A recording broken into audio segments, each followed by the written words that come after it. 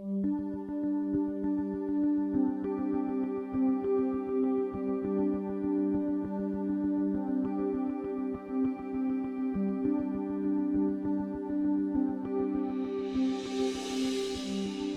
Caroline. I've been a Christian for 30 years.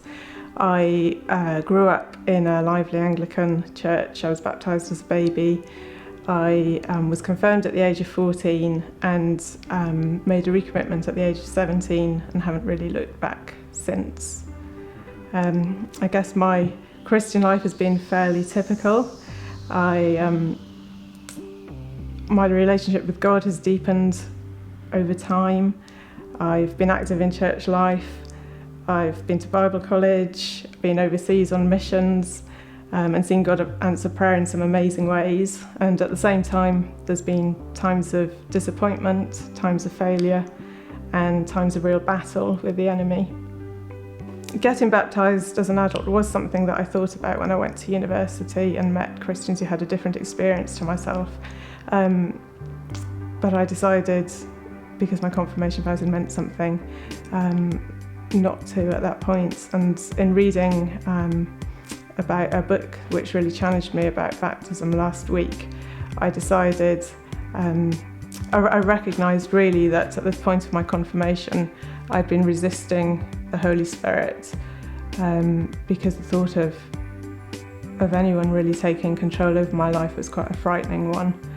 I signed up to do the wholeness course last year. I was in a situation where I felt completely powerless and didn't deal with those feelings very well at all, which led to me doing the wholeness course.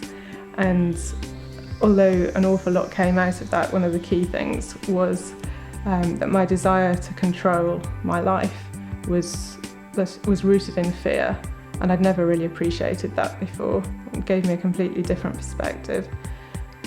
So when I remembered back to that point at my confirmation where I was resisting the Holy Spirit, it was just felt like a prompt from God to say, actually, I do want you to get baptised. And when I prayed about it, I literally said, Jesus, I don't really care what anyone else thinks, but if you want me to be baptised, can you speak to me about that through your word this morning? And I was reading from Leviticus and didn't expect God to speak to me about baptism through Leviticus at all. And it was about the high priest needing to be anointed with oil, and Nicky Gumbel's notes talked about that and compared it with the baptism of Jesus and how he was anointed with the Holy Spirit at his baptism.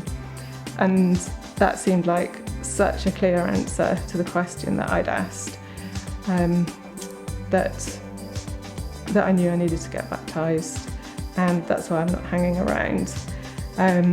It's literally me saying, God, come and take complete control of my life. And where fear has had an opportunity to be a part of my life, I'm really saying, may your perfect love cast out fear.